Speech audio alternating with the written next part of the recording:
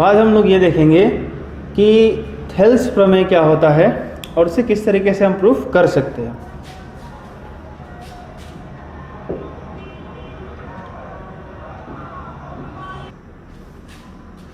देखिए, जो थेल्स प्रमेय है उसका स्टेटमेंट, उसका कथन यही है कि यदि किसी त्रिभुज में एक भुजा के समांतर कोई रेखा खींची जाए तो खींची गई रेखा अन्य दो भुजाओं को समान अनुपात में विभाजित करती है। जैसा कि जो एक्सपेरिमेंट पिछले क्लास में थेल्स का जो प्रयोग था उसके लिए हमने एक एग्जाम्पल देखे थे, उसी तरीके से उसी के आधार पे थेल्स का प्रमेय है और हमें प्रूफ करना है। तो जैसे मान लीजिए यहाँ पे एक ट्रायंगल है, एक त्रिभुज है और इसका नाम है ABC, ठीक है। तो थेल्स प्रमेय क्या कहता है कि ये जो आपका त्रिभुज ABC है, इस त्रिभुज ABC में किसी एक भुजा के समांतर आप एक रेखा खींचिए। तो चलिए हम यहाँ पे ऐसे खींच लेते हैं DE, एक ऐसा लाइन, या तो रेखाखंडी बोले तो बेहतर होगा क्योंकि इसकी लंबाई निश्चित है। रेखा जब मैं बोलूँ तो वहाँ पे क्या होता है, रेखा की लंबाई अनिश्चित होती है क्योंकि उसको दोनों तरफ आप बढ़ा सकते हैं, ठीक है। और रेखाखंड जो होता है वो रेखा से प्राप्त टुकड़े को रेखाखंड कहते हैं, या रेखाखंड जो है रेखा का एक अंश होता है, छोटा सा हिस्सा होता है जिसकी लंबाई निश्चित होती है। तो ये जो DE है वो AB और AC को दो जगह काटता है। AB को कहाँ काटता है, D पर, और AC को कहाँ काटता है, E पर। ये जब आप ऐसे खींचिएगा, लेकिन कंडीशन है कि जो DE हमने खींचा है वो BC के पैरेलल है, BC के समांतर है। तो थेल्स का थ्योरम क्या कहता है कि यदि किसी त्रिभुज में एक भुजा के समानांतर कोई रेखा यदि आप खींचते हैं तो वह दो भुजाओं को समान अनुपात में विभाजित करता है। मतलब इसको जिस अनुपात में बांटा है, यानी AD और DB का जो अनुपात होगा वही अनुपात होगा AE और EC का। ये बात आपको समझ में आ रही है? तो इस भुजा को जिस अनुपात में बांटेगा, इस भुजा को भी उसी अनुपात में बांटेगा, यानी दो भुजाओं को समान अनुपात में बांटती है ये खींची गई रेखा जो पहले भुजा के समानांतर थी, और यही हमें प्रूफ करना है। तो मैं आपको एक चीज़ बता दूं कि जब भी कोई थ्योरम हो या कोई प्रॉब्लम हो जिसको हमें प्रूफ करना होता है तो उसके 3 स्टेप होते हैं। पहला होता है गिवन, दिया गया। दूसरा होता है कंस्ट्रक्शन, जिसको रचना बोलते हैं। और तीसरा होता है प्रूफ, जिसको प्रमाण कहते हैं। कभी कभी हमें रचना की जरूरत नहीं पड़ती है तो डायरेक्ट हम गिवन से प्रूफ में आ जाते हैं, यानी दिया गया से प्रमाण में आ जाते हैं। लेकिन ये जो स्टेप है ये आपको ध्यान रखना है कि सबसे पहले हमें क्या लिखना होता है, दिया गया, गिवन, ठीक है। तो इसमें क्या लिखेंगे, तो जो प्रॉब्लम में आपको इन्फॉर्मेशन दिया गया है वही आपको लिखना है। मैं सिर्फ एक थेल्स प्रमेय या सिर्फ एक प्रॉब्लम की बात नहीं कर रहा, मैं आपको वो कॉन्सेप्ट और वो नज़रिया देना चाहता हूँ जिसे आप किसी और प्रॉब्लम पे सोच सके और खुद से बना सकें। ये बात ध्यान रखिएगा। मेरा ये हमेशा से प्रयास रहता है कि कोई भी विद्यार्थी हो उसके अंदर एक शिक्षक बसना चाहिए, उसके अंदर एक टीचिंग क्वालिटी आनी चाहिए। क्योंकि देखिए, आप जब बैठ के पढ़ते हैं तो वहाँ से सोचने का नज़रिया, और जब सामने से आकर के आप बताएंगे किसी को तो उसका नज़रिया बहुत अंतर होता है। सो प्लीज़ मेरा ये बात आप मानिए, हमेशा आप किसी भी प्रॉब्लम को उस नज़रिए से देखिए जिस नज़रिए से एक शिक्षक देखने का प्रयास करता है, और आप कर सकते हैं। और मैं हमेशा जब भी आप मेरी कोई वीडियो देखिएगा तो आपको ऐसा लगेगा कि कुछ ना कुछ क्लू, कुछ ना कुछ ऐसी बातें रहती हैं जिससे आपको लगेगा कि नहीं, ये तो टीचर वाली बात है, ये तो इन्हें नहीं बताना चाहिए थे, ये तो छुपा कर रखने चाहिए थे। लेकिन कुछ ऐसी चीज़ें हैं जो अच्छी चीज़ें समाज में जाए, सोसाइटी में जाए, बच्चों के अंदर जाए तो क्या होता है, माहौल अच्छा बनता है, गांव समाज अच्छा बनता है, देश की उन्नति होती है कि नहीं। तो ये सारी चीज़ें हैं मेरे मन के अंदर जिसके कारण मैं कुछ हिंट्स करता हूँ।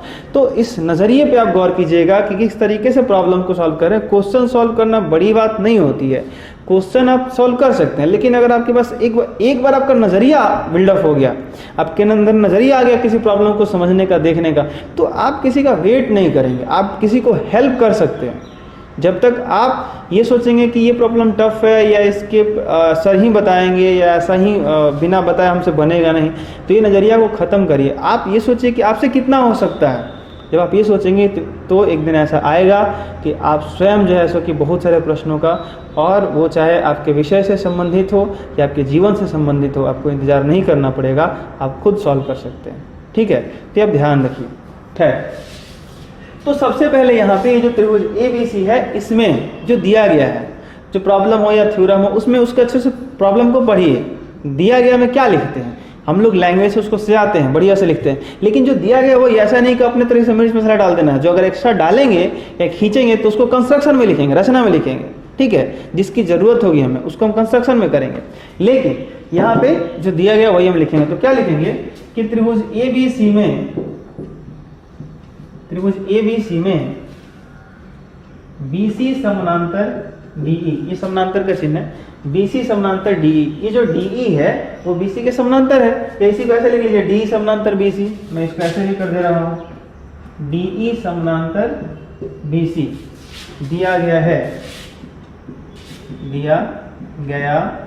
है। तो सिद्ध करना है कि, क्या सिद्ध करना है जी, AD बाई DB बराबर AE बाई EC, है कि नहीं। देखिए यही तो है कि त्रिभुज में एक भुजा के समानांतर एक DE रेखाखंड खींच के दे दिया गया है। तो आपको साबित करना है कि AD बटा DB यानी AD बटा DB इसके लंबाई का जो रेशियो होगा, अनुपात होगा, वही अनुपात होगा AE बटा EC, अर्थात ये दोनों अनुपात आपस में क्या होंगे, बराबर होंगे। AD बटा DB बराबर AE बटा EC। तो ये गिवन हो गया, दिया गया, जो दिया गया था हमने लिख दिया। अब हमें इसमें रचना की आवश्यकता है, कंस्ट्रक्शन की जरूरत है। तो उस कंस्ट्रक्शन को हम लिखेंगे कि कंस्ट्रक्शन क्या करना पड़ेगा, ठीक है।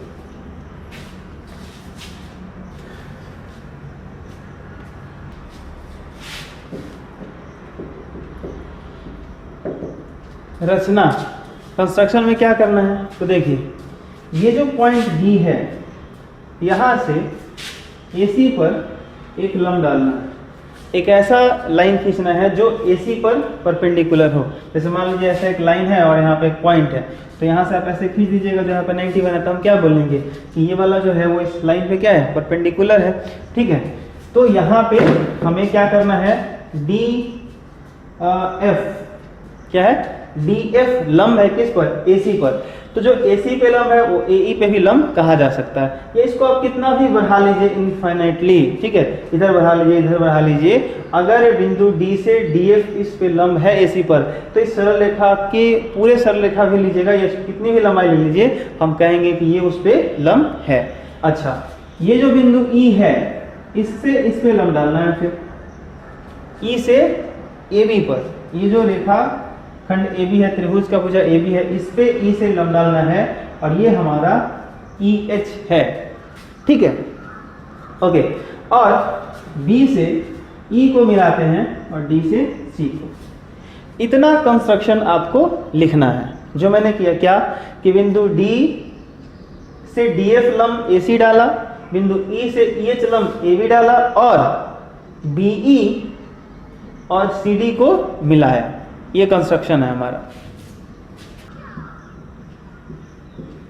ठीक है। जो मैंने यहाँ पे कंस्ट्रक्शन किया वही मैंने यहाँ पे लैंग्वेज में लिख दिया कि D से DF लंब AC पर और E से EH लंब AB पर डाला गया, और B से E को मिलाया गया, C से D को मिलाया गया, तो BE और CD को मिलाया गया। तो ये कंस्ट्रक्शन है। अब तीसरा स्टेप हमारा है प्रमाण, यानी कि प्रूफ। अब हम लोग प्रूफ करने का प्रोसेस शुरू कर सकते हैं, ठीक है। तो सबसे पहले त्रिभुज ADE का क्षेत्रफल हमें निकालना है, और त्रिभुज के क्षेत्रफल का फॉर्मूला होता है 1/2 आधार गुने ऊंचाई। तो मैं लिख सकता हूँ त्रिभुज ADE का क्षेत्रफल 1/2 आधार AD और गुने ऊंचाई EH। गौर कीजिएगा मैं क्या बोलने वाला हूँ। ADE का क्षेत्रफल, तो AD को मैंने आधार लिया और इसके सामने वाले शीर्ष E से, यहाँ देखिए EH, ये लंब मैंने खींचा था, तो क्या होगा 1/2 आधार AD और गुने ऊंचाई क्या हो जाएगा EH, ठीक है। तो ये किसका क्षेत्रफल हो गया, ADE का होना। त्रिभुज DBE का क्षेत्रफल, इस ट्रायंगल का DBE, इस ट्रायंगल का एरिया DBE का क्षेत्रफल। तो फिर से फॉर्मूला 1/2 आधार में लेने वाला हूँ DB और ऊंचाई में लेने वाला हूँ EH। देखिए 1/2 आधार DB लिया मैंने और इसके सामने वाले शीर्ष पे गया, और ऊंचाई कौन सा लिया EH, जो इस त्रिभुज के बाहर है। तो थोड़ी सी परेशानी आपको होगी कि सर ये ऊंचाई कैसे, हम तो त्रिभुज के लिए आधार DB ले रहे हैं, 1/2 आधार DB गुने ऊंचाई EH कैसे, ठीक है, तो देखिए ऊंचाई लेने का कॉन्सेप्ट क्या होता है कि किसी त्रिभुज का जो आप किसी त्रिभुज में जिस भुजा को आप आधार ले रहे हैं उस आधार के सामने वाले शीर्ष पे जाइए और उस शीर्ष से उस भुजा पे लंब होना चाहिए या उस भुजा के बढ़े हुए भाग पर कहीं भी इसके सामने वाला सिर से लंब है तो वही लंब उस त्रिभुज के लिए आप ले सकते हैं। मैं क्या कहने की कोशिश कर रहा हूं जरा समझिए। जैसे मान लीजिए यहां पे एक ट्रायंगल, इसका नाम है PQR और हमसे कहा गया कि भाई इस त्रिभुज का क्षेत्रफल निकालिए, तो 1/2 आधार हमको लेना है QR। तो ऊंचाई कहां से लाएंगे, ऊंचाई कौन सा लेंगे? तो बात समझिए, अगर हमने आधार QR को लिया है तो सबसे पहले आपको इसके सामने वाले शीर्ष पे जाना है, तो यहां आ जाइए। अब क्या इससे इस भुजा पे कहीं लंब है या आप लंब डाल सकते हैं? आंसर है नहीं, क्योंकि इधर लीजिएगा तो 90 ज्यादा होगा, तो इसको आप बढ़ा दीजिए, ठीक है। और अब आप इसके बढ़े हुए भाग पे यहाँ से ऐसे लंब डाल दीजिए जो यहाँ पे 90 बना सके। तो ये वाला जो ऊंचाई है, ये ऊंचाई आप इस त्रिभुज का एरिया निकालने के लिए ले सकते हैं, 1/2 आधार QR और ऊंचाई ये वाला। तो ये जो हाइट है ये ट्रायंगल के बाहर है, लेकिन ये उसी आधार के बढ़े हुए भाग पर है जिसको आप आधार ले रहे हैं क्षेत्रफल निकालने के लिए। तो हाइट लेने का, शीर्षलंब लेने का या ऊंचाई जो लेने का कॉन्सेप्ट होता है, ये 9th 8th में ये सारी चीज़ें चर्चा में नहीं आती हैं, या अगर आपको आया हो तो मिला हो तो पता होना चाहिए कि ऐसा होता है कि त्रिभुज का क्षेत्रफल निकालने के लिए 1/2 आधार गुने ऊंचाई होता है। तो आधार जो हम लेते हैं उसके सामने वाले शीर्ष पे जाते हैं और सामने वाले शीर्ष से उस आधार पे ऊंचाई होना चाहिए या उस आधार के बढ़े हुए भाग पर कहीं भी ऊंचाई होना चाहिए, ठीक है। आधार के सामने वाले शीर्ष से, कहीं से भी नहीं, ये भी ध्यान रखिए, ठीक है। तो बेसिकली जो हम लोग लोअर क्लास में पढ़ते हैं वो इतना आसान होता है कि जो है सो कि हमको परेशानी नहीं होती है। जैसे बेसिक में हम क्या पढ़ते हैं, ऐसे एरिया होता है, ये ऊंचाई होता है, ये आधार होता है, तो क्या बोलते हैं 1/2 आधार ये लेते हैं, ऊंचाई ये ले लेते हैं, तो बड़ा आसान सा लगता है। या अगर कोई समकोण त्रिभुज हो जाए तो ऐसा 1/2 आधार यहाँ पे 90 दिया है तो ऊंचाई ले लेते हैं, ये बेस ले लेते हैं, ये भी हो जाता है। लेकिन अगर कोई ट्रायंगल ऐसा आ जाए और बोला जाए इसका एरिया बताओ, तो क्या करोगे आप? तो 1/2 आधार ये लेना पड़ेगा और ऊंचाई कौन सा?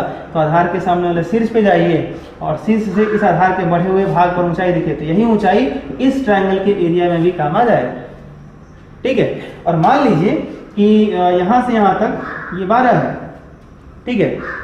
तो अगर ये बीच में कोई पॉइंट है तो ये हो सकता है कि ये 4 हो सकता है या 8 हो।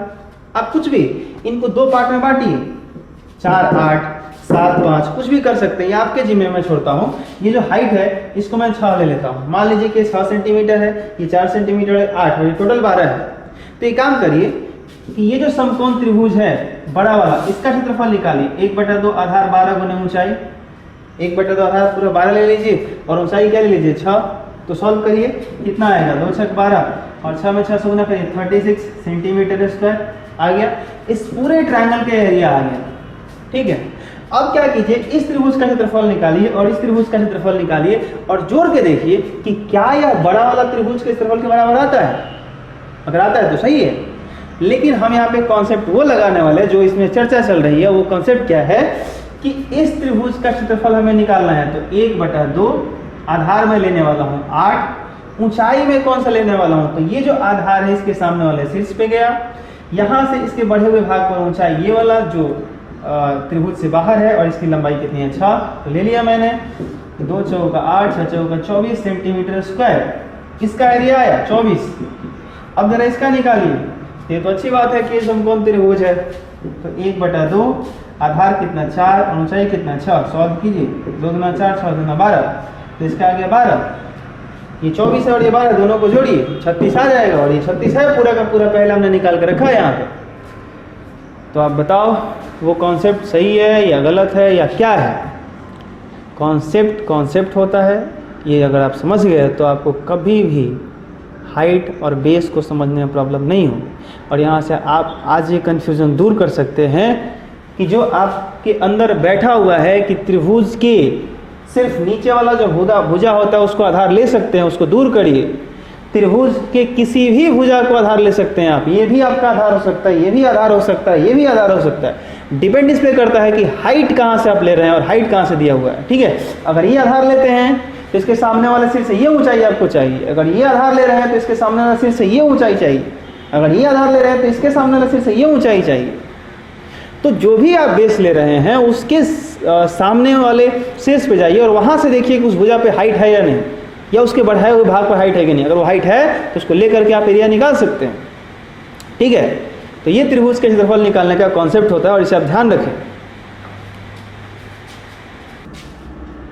तो अब आपको परेशानी नहीं होनी चाहिए कि अगर त्रिभुज DBE का क्षेत्रफल हम निकाल रहे हैं तो 1/2 आधार हमने लिया है DB और ऊंचाई के लिए लिया है EH। क्यों? क्योंकि अगर यह आधार DB है तो इसके सामने वाले शीर्ष पे गए E पे, और E से जो EH लंब है वो क्या है, पूरा AB पर है। तो DB तो उसी का हिस्सा था ना, ये बात आपको समझ में आ रही है। तो ये हम ऊंचाई ले सकते हैं, भले वो ट्रायंगल के बाहर है, उससे कोई मतलब नहीं। ठीक है, ओके। तो यहाँ पे थोड़ा सा बच्चे कंफ्यूज करते हैं, इसलिए मैंने ज़्यादा समय दिया। थोड़ा सा आप इसे ध्यान से देखिए, और नहीं समझ में आया तो मैं आपसे रिक्वेस्ट करूँगा कि आप कम से कम 2 बार इसे ज़रूर देखिए। तो अब इसे हम मान लेते हैं समीकरण 1 और इसे मान लेते हैं समीकरण 2। सबसे पहले त्रिभुज ADE का क्षेत्रफल निकाला था और इस बार DBE का निकाला। अब समीकरण 1 में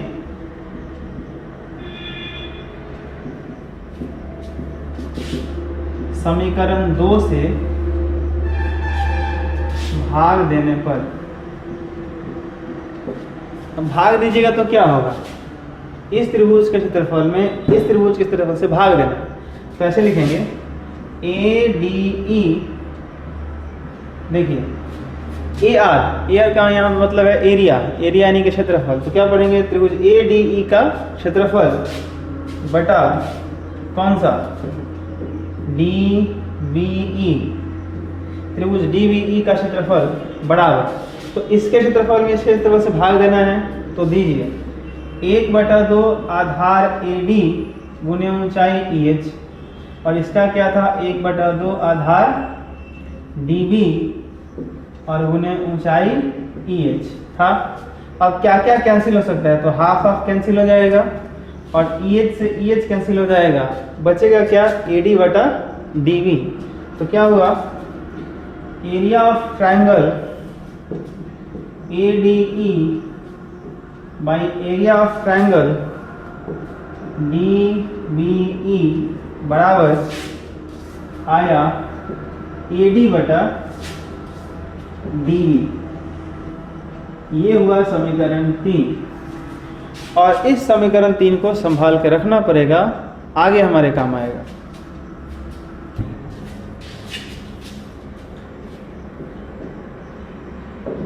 देखिए फिर से त्रिभुज ADE का क्षेत्रफल निकालना। एक बार तो हमने निकाला है, लेकिन एक बार और ADE का क्षेत्रफल, इस बार आधार हम लोग लेंगे इधर से AE और एक बार लेंगे EC। जब इस ट्रायंगल का एरिया निकालेंगे तो फिर से त्रिभुज ADE का क्षेत्रफल, यानी ऐसा लिख देते हैं एरिया ऑफ ट्रायंगल ADE बराबर हाफ, लेकिन इस बार आधार लेना है कौन सा, AE।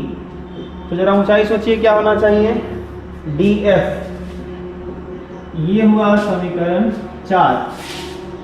फिर एरिया ऑफ ट्रायंगल कौन सा, ECD, ये वाला ट्रायंगल, इसका एरिया चाहिए। तो एरिया ऑफ ट्रायंगल ECD बराबर हाफ, आधार के लिए कौन सा, EC लेते हैं, और ऊंचाई फिर से DF लेने वाले हैं। गौर कीजिएगा, आधार EC लिए हैं तो इसके सामने वाले शीर्ष पे आइए और शीर्ष से इसके बढ़े हुए भाग पर देखिए ये DF लंब है, तो वही यहाँ पे लंब लेंगे, ऊंचाई लेंगे। और ये DF जो है AE पर भी लंब है और DF जो है वो AC पर भी लंब है। रचना में मैंने यही लिखा था। तो ये समीकरण हो गया 5। अब समीकरण 4 में समीकरण 5 से भाग देने पर, चलिए फिर से समीकरण 4 में 5 से भाग दिया जाएगा तो क्या होगा, ए डी ई का क्षेत्रफल बटा ई सी डी का क्षेत्रफल। अब इसको भाग दीजिए तो क्या होगा, हाफ ए ई गुने डी एफ बाई हाफ ई सी गुने डी एफ। क्या क्या कैंसिल होगा बताइए, डी एफ से डी एफ कट जाएगा, हाफ से हाफ कट जाएगा, क्या आ जाएगा, त्रिभुज ए डी ई का क्षेत्रफल बाई त्रिभुज ए सी डी का क्षेत्रफल बराबर ए ई बटा ई सी। ये हो गया समीकरण 6। ठीक है, समीकरण 5 तक हम लोग यहाँ पे आ चुके हैं, ये समीकरण 6।